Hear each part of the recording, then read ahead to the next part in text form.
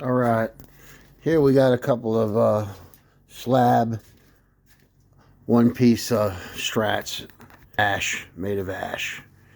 These two guitars are 25 and a quarter scale length. This one is 27 fret, 25 and a quarter scale length, and this one is fat enough to fret the ash. Now, ash is made baseball bats are made of ash. So they take a fret well. You can use them as a fingerboard, it's no problem. They're hard as a rock.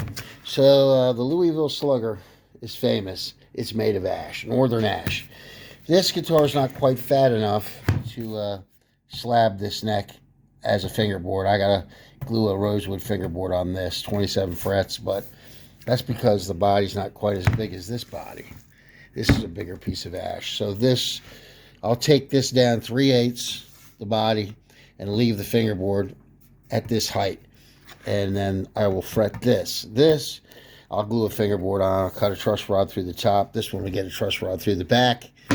And 25 frets and 27 frets. It's really difficult to go past 25 frets on a Strat. When you get to 27, you got this horn here, and then to really play it well, you really need to take it all the way out. I'll try to edge this out like a PRS so you can get your hand in there and play, so it doesn't lose the Strat-ish shape that it's in. But ash is fantastic wood. Fender uses it for Tellys and Strats all the time, and this is nice and flat, as you can see. Fantastic. I cut this out 2 years ago, and this one I did 2 years ago.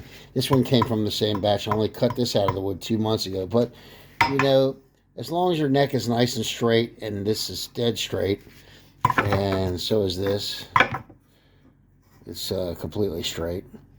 So that's all you got to worry about. How straight is it? You know, as long as it's not rocking, you're good to go. So that's the key. Once when you cut it out, you know, you got to let it acclimate. And this was aged for 5 years before I cut a guitar out of it. And then I cut a guitar out of it and let it set for another 2 years. And then this one I just cut out of the slab 2 months ago. Well, November. So, but the necks are straight. It's not twisted. It's not done anything. If you do cut one out and it twists and gets weird on you, you just plane it back straight and leave it alone for another year to make sure it's going to stop doing its movement. You want to get the wood dry as possible, down to about 7%. And it's just like any other wood. Once it's dry, it's dry. There's a big misnomer that, oh my gosh, it's going to go bad. That's true. It can go bad if the wood is still green.